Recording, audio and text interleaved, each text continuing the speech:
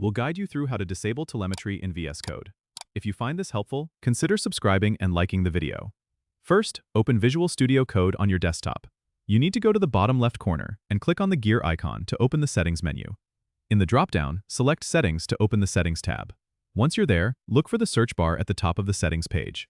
Type in Telemetry and hit Enter. This will filter the settings related to telemetry.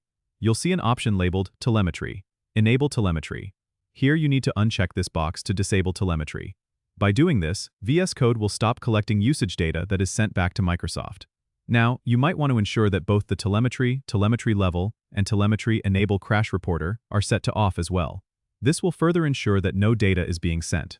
Remember, disabling telemetry won't affect your VS Code functionalities, but it does give you more control over your privacy.